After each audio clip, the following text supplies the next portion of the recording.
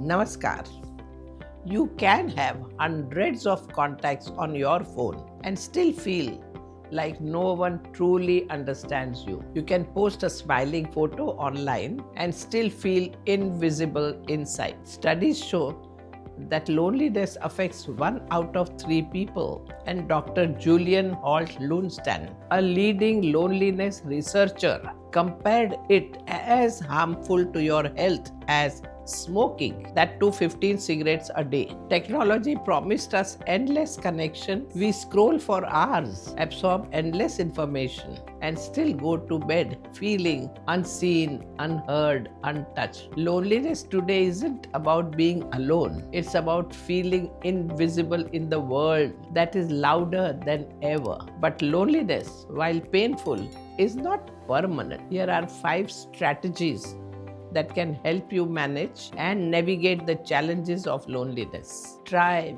being kinder to yourself. Have you ever noticed how, when you are feeling lonely, your mind gets little mean? Do you have thoughts like you are not enough, no one really wants you around? They come quietly, but they hit hard. And most of the times, these thoughts are just echoes of old wounds, not reality. It is really helpful to catch those thoughts instead of thinking I'm always alone. Try telling yourself, I'm learning to be with myself, and that's a great thing to do. You don't need to fake positivity. Just be the kind of friend to yourself that you have always needed. That's where real connection begins inside. Second, next one is reach out without pressure. Starting a conversation when you are feeling low can feel awkward. But here is the thing. Most people are just waiting for someone else to make a first move. Whether it's a message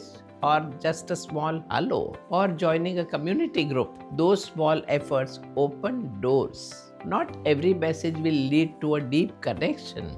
That's okay. What matters is the effort, because connection grows with time, not instant reply. The third strategy is doing something for someone else. Loneliness can make your world really small, but even a small act of kindness expands it. Maybe it's cooking for a neighbor, checking in on someone, or feeding a stray dog. When you give your time to someone else, even briefly, you shift the focus away from what's missing and what's possible. And in that space, connection happens quietly. Next, unplug for a bit. This one might sound strange, but too much screen time can actually make you feel lonelier. Endless scrolling, constant updates. No doubt it keeps the mind busy, but not connected. Try this. Find a quiet spot. No phone, no noise. Close your eyes, just breathe.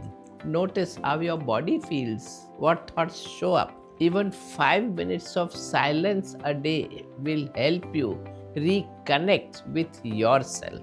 And once you feel more grounded in your own presence, it becomes easier to connect with others too. And finally, care for the people who are already in your life. Sometimes we go searching for new connection, while quietly we neglect the connection we already have. It doesn't take much to nurture what's already there. A simple message like, hey, I was thinking of you, or spending just 30 minutes talking to family members about their day. It's not about grand gestures. It's about showing up consistently and sincerely. Because often we are not as forgotten as often we think. We have just been distant from the familiar. Loneliness doesn't mean something is wrong with you. It's simply a signal, a nudge from your heart. And while it doesn't vanish overnight, every time a step you take towards connection, whether with yourself or with others, really does matter. So if you are in that space right now, just know that you are not alone in feeling alone. And maybe, just maybe, that's the first thread of connection. Namaskar.